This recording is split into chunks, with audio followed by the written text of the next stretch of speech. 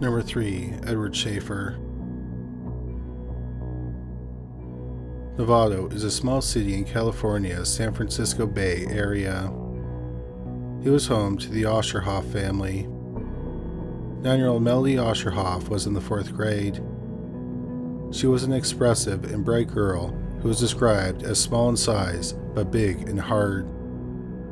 She loved reading, and she had a major sweet tooth. One of her favorite things was to go for walks with her father, 41-year-old Aaron. On May 28, 2009, the father and daughter were on one of their walks. At a crosswalk, a car stopped for them. Beside the stopped vehicle was a parked car. Suddenly, 43-year-old Edward John Schaefer drove between the car that had stopped and the parked car on his motorcycle. At a speed of around 65 miles per hour, he collided with the father and daughter. Melanie was killed and Aaron was badly injured. He ended up having part of one of his legs amputated. Schaefer, who was not too badly injured, was drunk at the time of the crash. His blood alcohol level was twice the legal limit. Schaefer had 12 previous convictions for drunk driving and had served several 6-month sentences for the DUIs. He also served 4 years in prison for corporal injury to a spouse. Schaefer was charged with second-degree murder. Edward Schaefer was convicted in 2010. On July 13, 2010, he was sentenced to 24 years to life.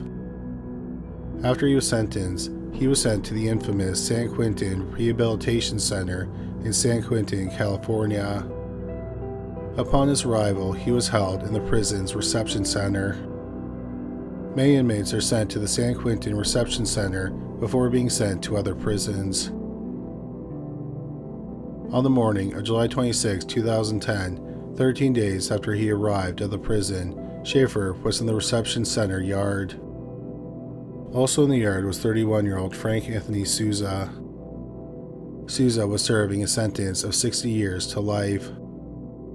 3 years earlier, in August 2007, Souza was unhoused and living in San Jose, California. On August 29th, Souza was drinking and doing drugs. He stole a bike from John Carl Riggins, a 59-year-old unhoused man. Riggins and Souza got into an argument in an alley. With his bare hands, Souza beat and strangled Riggins to death. After the murder, he brought several people to the alley and showed them the body. Souza was arrested, and in September 2009, he was convicted of first-degree murder. On the morning of July 26, 2010, Frank Souza had been waiting for Edward Schaefer in the yard. Souza was armed with what was described as a bone crusher.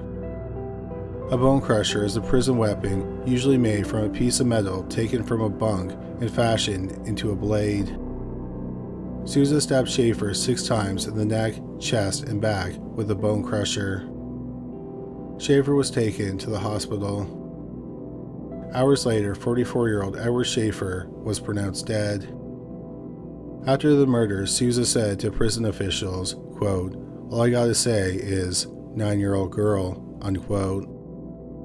After the murder, Melody's mother was asked what she thought of Schaefer's death. She said, quote, "I'm not one of those people who rejoice in such things. I don't think people being slain by another person is justified," unquote. She went on to say, quote, "I wanted him to be there long enough to think about what he had done," unquote. In February 2014, Frank Souza pleaded guilty to first-degree murder, and he was sentenced to life without parole. This really had no impact on his life because he was already serving 60 years to life.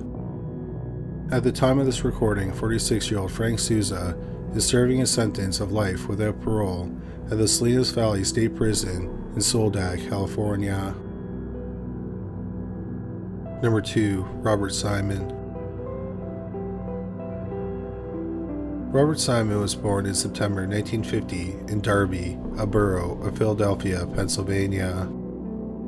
Simon had his first run-in with the law when he was only 8 years old.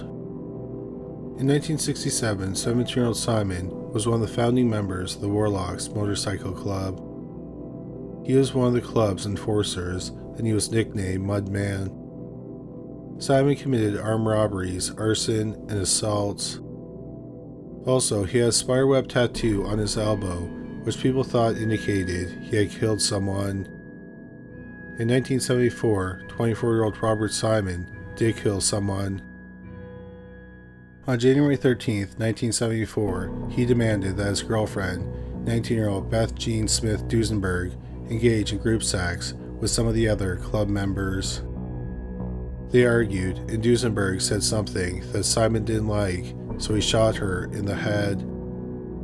Then he and another gang member dumped the body in a water-filled strip mine. The police investigated the disappearance of Duesenberg. In 1975, they were interrogating a member of the Warlocks, and he said that Simon had talked about killing a woman. The police continued to investigate the club, and in August 1981, a different club member who was facing legal problems led the police to the body. Simon was arrested for murder.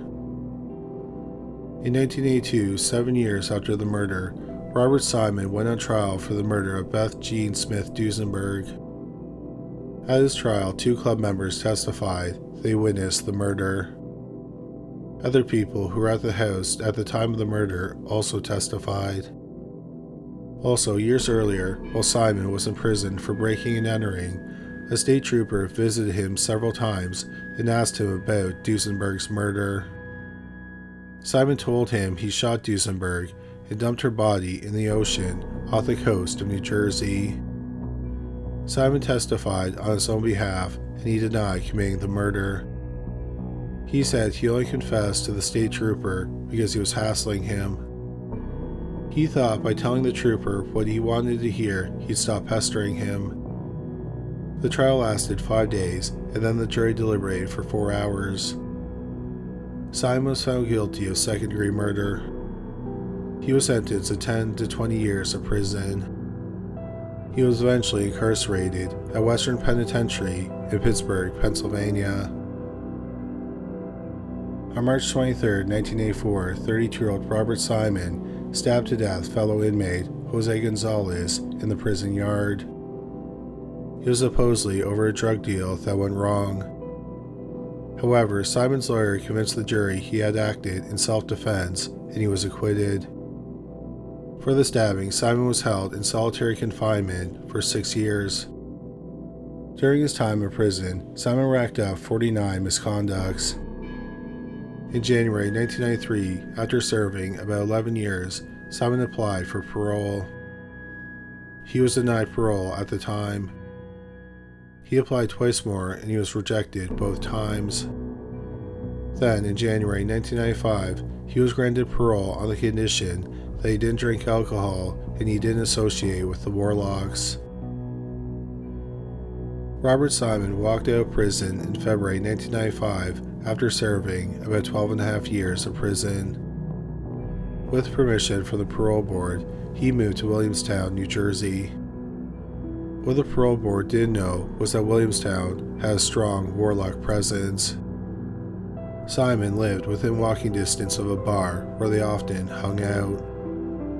Violating his parole, Simon immediately began hanging out with the club, drinking, and doing drugs.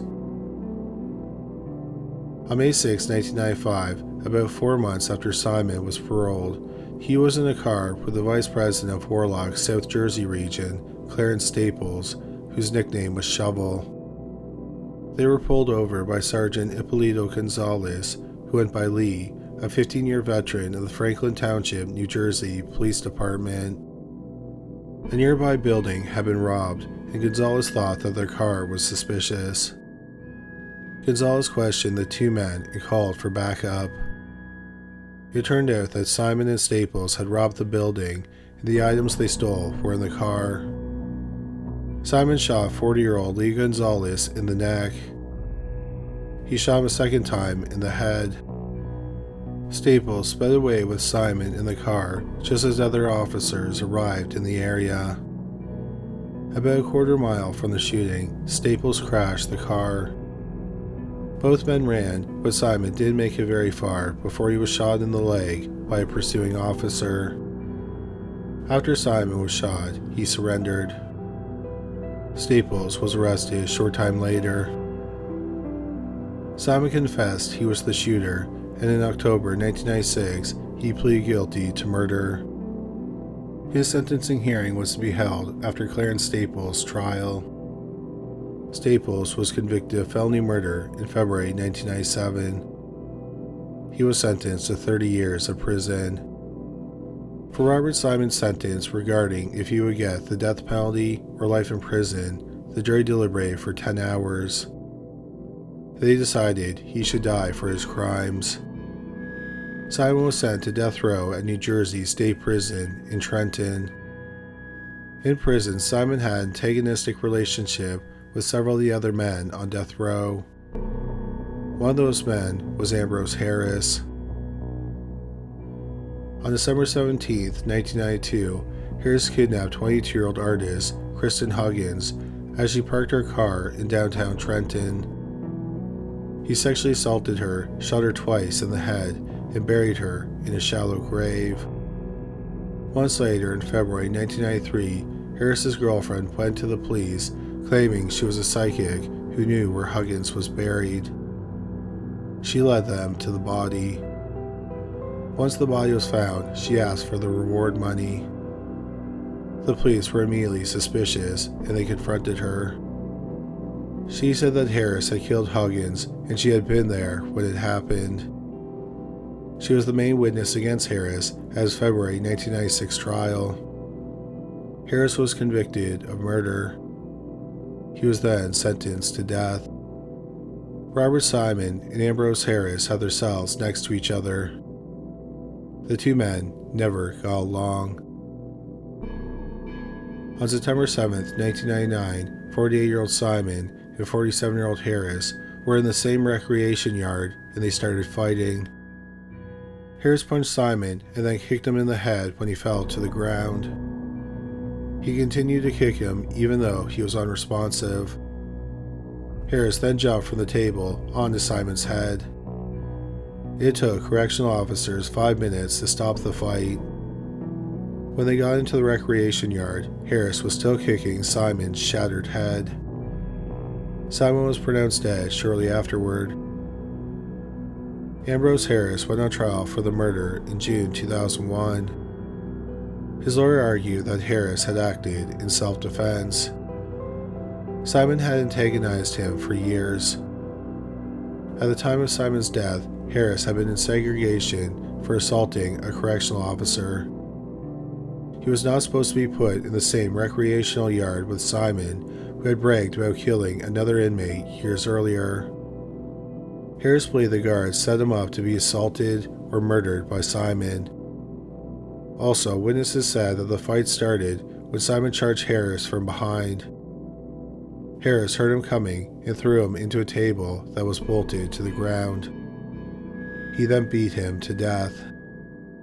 The prosecution argued that the length of the prolonged attack wasn't the actions of a man acting in self-defense. Harris should have stopped when it was clear that Simon was unresponsive. The defense argued that prison was a brutal place and Harris had been in prison for years. It made the convicted killer even harder and more vicious. So his response was appropriate for the environment. The trial lasted 3 weeks and the jury deliberated for 8 hours over 2 days. The jury believed that Ambrose Harris acted in self-defense and he was acquitted of all charges. Ambrose Harris died in prison in November 2019 at age 69. The cause of death was not made public.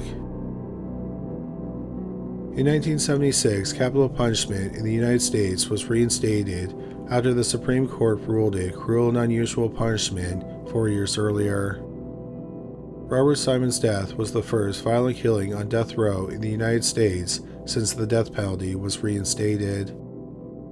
New Jersey reinstated capital punishment in 1982, however they had not executed anyone since it was reinstated. Simon was the first inmate to die on death row in New Jersey since it had been reinstated. The death penalty was abolished in New Jersey in 2007. Number 1. Donna Payant.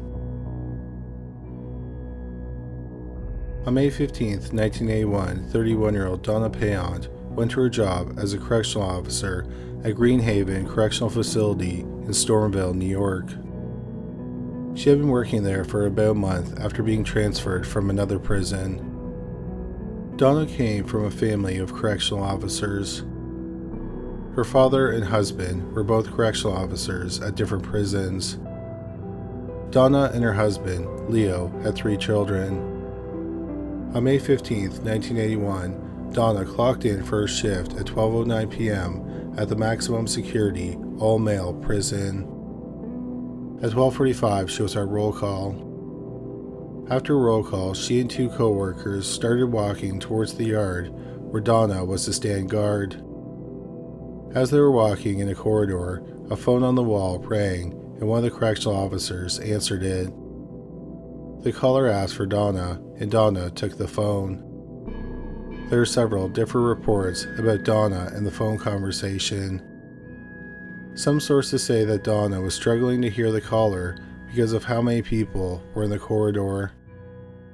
Another source said she was trying to keep the conversation private. Donna ended the call, gave her gear to her co-worker, and walked away.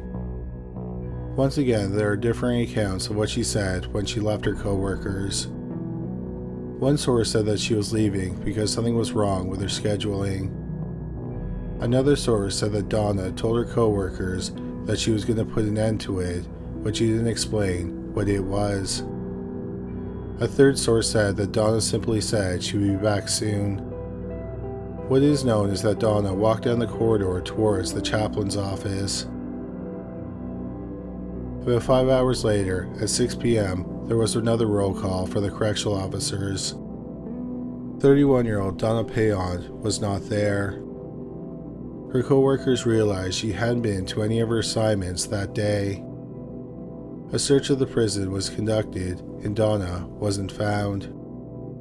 2 hours later, a lockdown was initiated. Around midnight, a team of 200 people was brought in to assist in the search. They also had trained dogs. But no trace of Donna or clues as to what happened to her were found. In the early morning, about 12 hours after Donna went missing, a garbage truck came to the prison. Prison staff watched the garbage get loaded into the back of the truck. They saw nothing unusual, so the trash was compacted.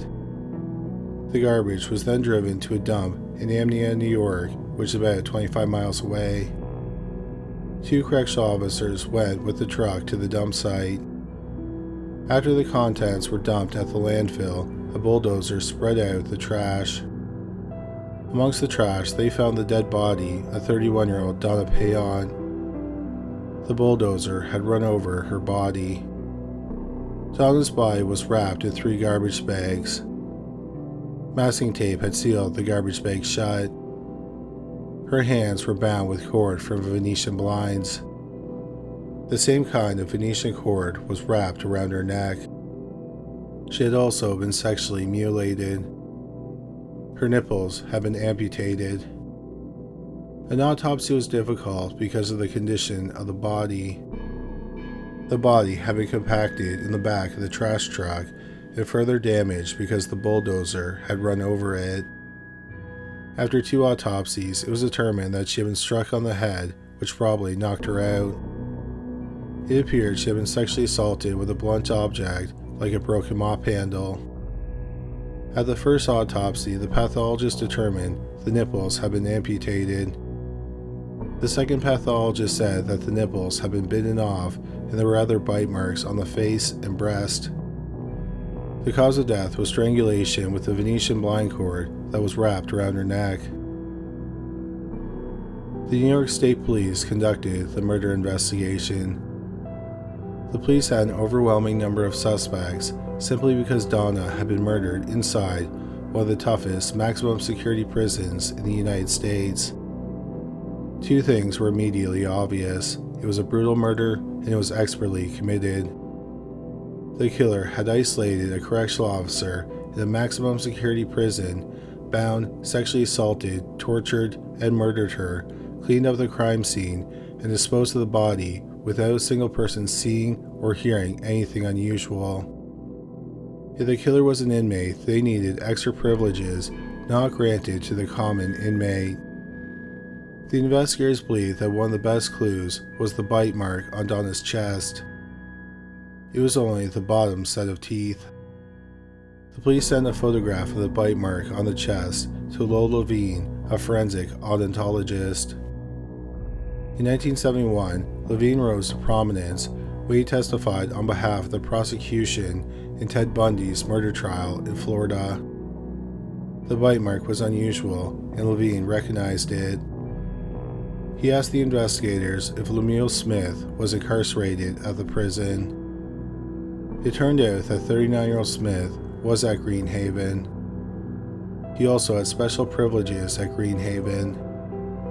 Furthermore, he was friendly with Donna at the time of her murder. Smith did wood carvings, and he had been making her a birdhouse. When the investigators looked at Smith's record, he immediately became their only suspect. Lemuel Smith was born in 1941 in Amsterdam, New York. Smith grew up in the shadow of tragedy. 2 years before he was born, his older brother died from encephalitis. In high school, Smith was 6'4", and he was a star on the high school basketball team. Smith committed his first murder when he was just 17 years old. On January 21, 1958, he attacked 46-year-old Dorothy Water Street as she was walking alone in a parking lot in Amsterdam. He stabbed her 5 times in the face with a nice pick-like object and beat her. He stole $30 and some jewelry. Later, the jewelry was found in a locker in the change room of Smith's high school gym. Smith, who was on the basketball team, had access to the locker. The police learned that Smith lived close to the crime scene.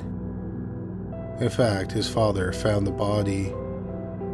Also, Smith knew one of Water Street's children. The district attorney brought the case to the grand jury. A major problem was that the jewelry was found in a locker that was used by many of the school's athletes. There was no physical evidence that Smith killed the 46-year-old wife and mother of 5.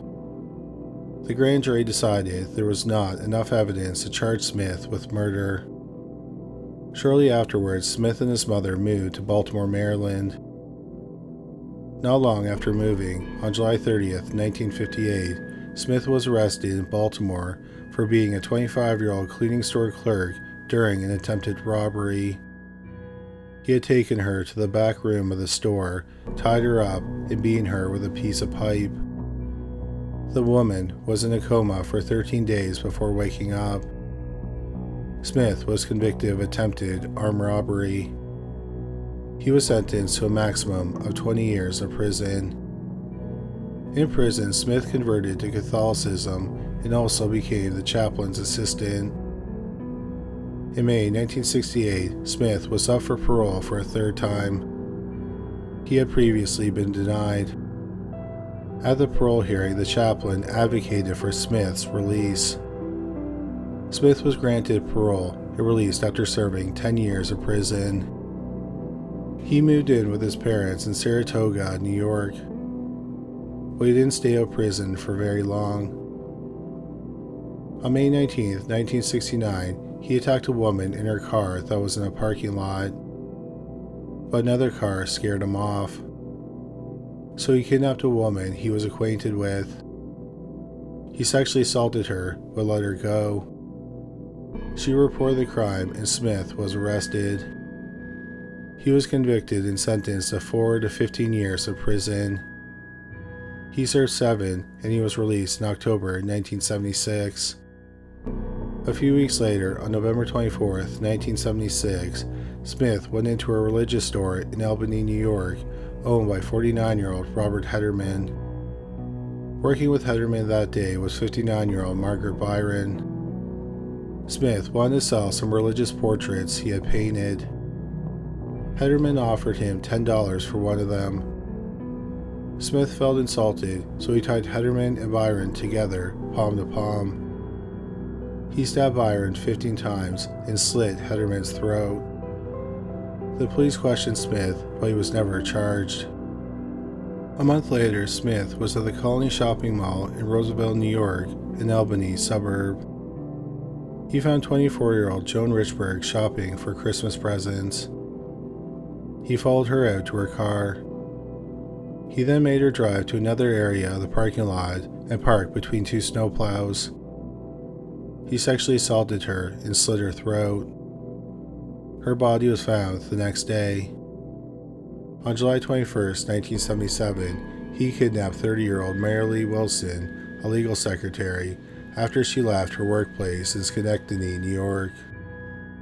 He bit her on the face and breast. She died from massive chest injuries. Smith had stomped her to death. Also, wooden stakes were driven through her body. On August 19, 1977, Smith kidnapped an 18-year-old legal secretary. He made her park her car on the side of a thoroughfare near Colony, then he sexually assaulted her. A trucker spotted the car and called the police on a CB radio. The police arrived and saved the woman. Smith was taken into custody. The police thought that Smith was responsible for the 4 murders that were committed in the 10 months since he was paroled. However, they were having problems finding evidence that connected him to any of the murders. Then, one of the detectives thought they could compare Wilson's teeth to bite marks on Marilee Wilson's body. Experts at the time said that bite marks are unique, like fingerprints. In September 1977, the police had Marilee's body exhumed. Dr. Lowell Levine had a cast of Smith's teeth made and compared it to the bite marks. According to Levine, it was a match. So Smith was charged with Wilson's murder. In the lead up to Smith's trial for kidnapping and sexually assaulting the legal secretary, he met with psychiatrist Dr. Zvi Kaplat. When talking to the doctor, Smith confessed to the 5 murders, including Dorothy Waterstreet's murder, which happened 20 years earlier. Smith claimed that he wasn't in control of his body at the time of the murders. Instead, it was his alter ego who was the spirit of his dead brother. Lemuel Smith went to trial in July 1978 for kidnapping and sexually assaulting the legal secretary. He chose to be tried by a judge and not jury. He pleaded not guilty by reason of insanity. Although he wasn't on trial for murder, Dr. Kaplat testified about Smith's belief that his alter ego was responsible for the murders. He also diagnosed Smith with borderline personality disorder and schizophrenia. After the 4-day trial, Smith was found guilty.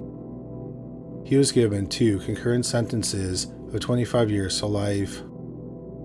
Since Smith wouldn't be eligible for parole until the age of 86, the district attorney decided not to try him for any of the 5 murders. He was then sent to Greenhaven Prison. In the 3 years since his conviction, Smith was a model inmate and he was made assistant to the Catholic chaplain. When Donna Payant was murdered, she was seen heading in the direction of the chaplain's office. That day, the chaplain was not at the prison. Dr. Lowell Levine compared the cast of Smith's teeth that were made during the investigation into Marilee Wilson's murder to the bite mark on Donna's chest. He determined it was an exact match. On June 1, 1981, a few weeks after the murder, Smith was charged with Donna's murder. Lemuel Smith went to trial in January 1983. The district attorney alleged that Smith called Donna on the phone to tell her the birdhouse was finished, and he told her to come to the chaplain's office. Donna was embarrassed by the phone call. She was a rookie, and an inmate should not be phoning her. The prosecution said she went to the chaplain's office and she planned to put Smith in his place. The prosecution said that they may have argued. Smith snapped and attacked Donna. Then, using garbage bags and masking tape, he wrapped up the body and placed it in the trash can, where it was later taken out with the trash and then ended up at the landfill. In the chaplain's office, there was the same material used in the murder: cord, garbage bags, and masking tape. The chaplain's office had been searched. In the closet, they found hairs that were microscopically similar to Donna's hair. The floor in the chaplain's office had also been recently mopped with semi-clean water. 2 people placed Smith at the chaplain's office on the afternoon of the murder. One was another inmate. He said a few weeks before the murder, he saw Smith paying a metal 55-gallon drum and left it close to the chapel door so it could be used as a trash bin. The inmate had seen Smith empty the garbage can several times in the weeks leading up to the murder. On the afternoon of the murder, the inmate said he saw Smith and Donna enter the chaplain's office together. The inmate said that later that afternoon, he went to throw something out in the drum and he discovered it was no longer there. The second person who saw Smith in the office that day was a correctional officer. Donna went missing just before 1 p.m. The correctional officer said that at around 1:30 p.m., just over 30 minutes after Donna got the phone call, he was in the chaplain's office with another inmate who was making a phone call. He had locked the door behind them. When Smith tried to enter the office and discovered the door was locked, he banged on the door and yelled, quote, "What are you doing here?" unquote. The correctional officer opened the door and saw that Smith was holding garbage bags. The correctional officer said that Smith calmed down and he let him into the office. Smith went into the back room of the office, which was out of sight of the guard.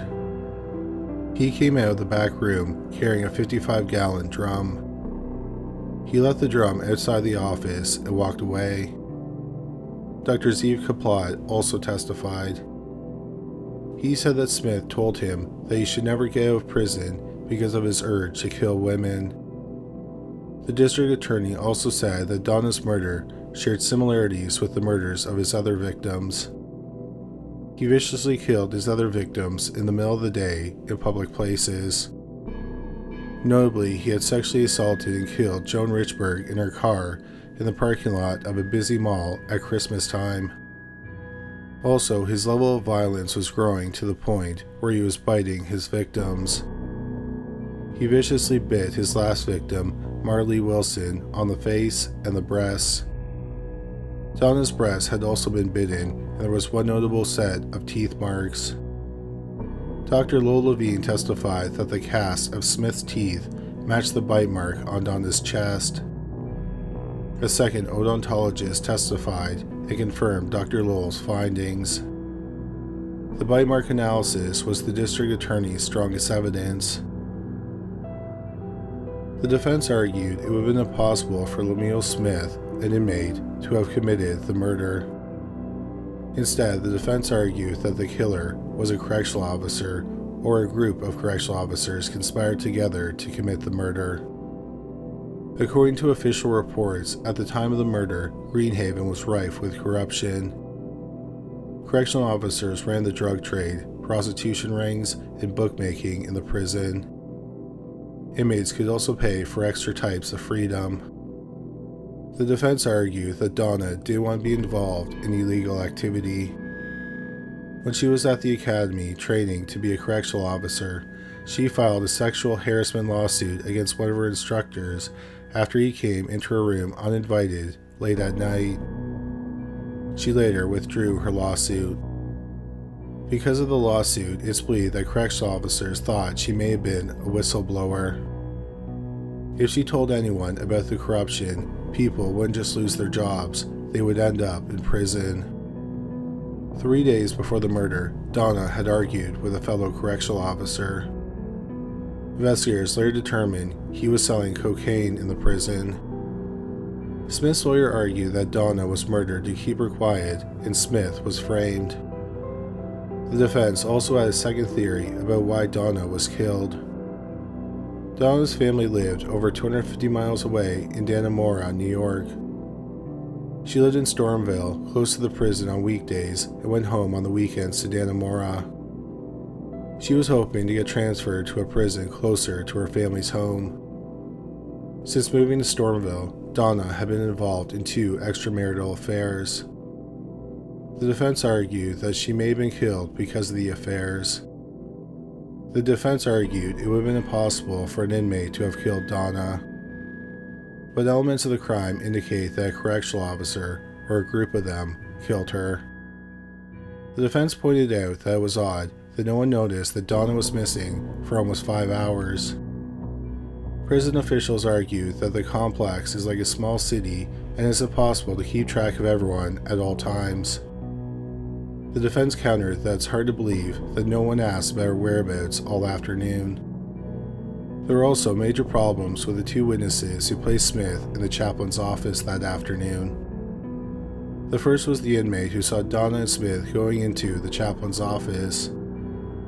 He only agreed to testify after he made a deal with the prosecution. In exchange for testifying, he was promised a recommendation for clemency. The other was the correctional officer who saw Smith with the garbage bags. He was one of the corrupt correctional officers, and in exchange for testifying, he was given immunity from drug charges. The correctional officer's story also didn't make sense. When Smith came into the chaplain's office, he was carrying garbage bags. This is important because Donna's body was wrapped in garbage bags. Smith went into the back room and came back out carrying the 55-gallon drum, which he left outside the office. That means while the correctional officer was in the next room, Smith wrapped Donna's dead body in garbage bags and masking tape. Then, by himself, he lifted the dead body and put it in the drum. Would Smith have been able to do this without the correctional officer noticing anything unusual? He then supposedly carried the drum with the dead body outside the office. Would he have been able to carry the drum with the dead body in it without looking suspicious? Another problem is that other correctional officers said they saw Donna later in the afternoon. But after Smith was arrested, they changed their timeline. Another problem is that the correctional officers didn't see Donna in the office where it's alleged the murder happened.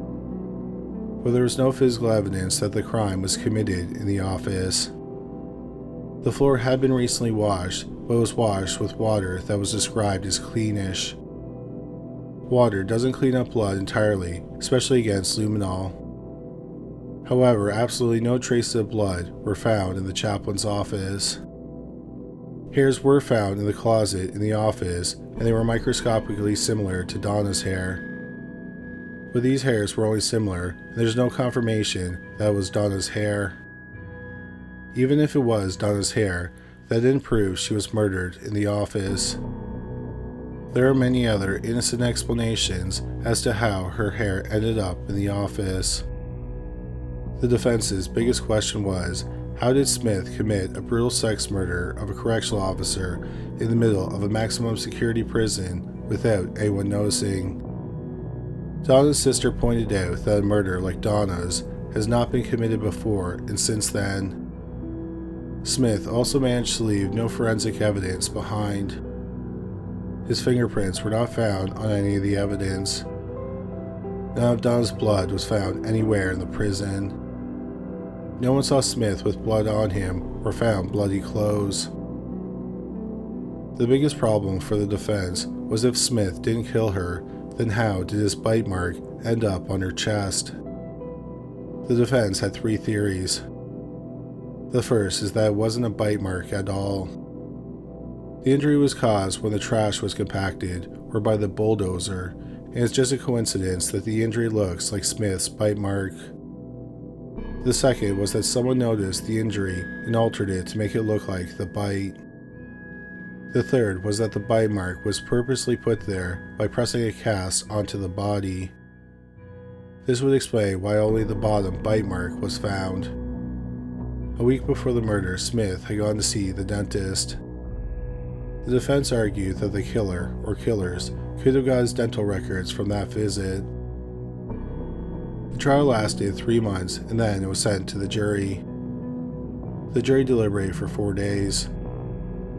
They found Lemuel Smith guilty. At the time, New York had a law regarding the sentencing of people who were already serving a life sentence. If they were convicted of murder, they were to receive an automatic death sentence. So in June 1983, Smith was formally sentenced to death. He became the only person on New York's death row. Smith's lawyer appealed his sentence. A year later, his sentence was overturned. He was sentenced to 50 years to life. 15 of those years were to be served in administrative segregation. Everyone, including Lemuel Smith, agrees that he is a serial killer and not a good man. However, some people do not believe he killed Donna Payant. This includes Donna's family. In May 2025, Donna's son, Chris Payant, who was 12 when his mother was killed, thinks a prison employee killed her. He said that Smith had no motive to kill his mother. He believed that his mother was being blackmailed with lurid photos to get her involved in the prison's drug trade. Chris, who worked for 28 years as a correctional officer himself at a different prison, wants the case to be reopened. The prosecution of the case said the most important evidence in the case was the bite mark. It was the only physical evidence connecting Smith to the murder. Throughout the 1990s and early 2000s, doubts about bite mark identification began to rise because DNA testing exonerated people convicted based on bite mark identification. In 2009, the National Academy of Sciences released a report criticizing bite mark analysis. In 2016, the President's Council on Advisors on Science and Technology concluded that bite mark analysis lacks scientific validity and should not be used in criminal courts. Today, bite mark analysis is largely considered junk science. It's based on anecdotal evidence and has no scientific foundation. Human skin is a terrible medium for preserving bite marks because it's elastic and bruises easily. It also changes after someone dies. So if Lemuel Smith were to go to trial today, the bite mark testimony would not be allowed. During Smith's appeal hearing, the district attorney acknowledged that the only evidence linking Smith to the murder was the bite mark. The judge asked the prosecution if they would have been able to get a conviction without the bite mark analysis, and he said they would not have been able to. Nevertheless, Smith remains convicted of the murder. In interviews, Smith has hinted he knows the identity of the killer.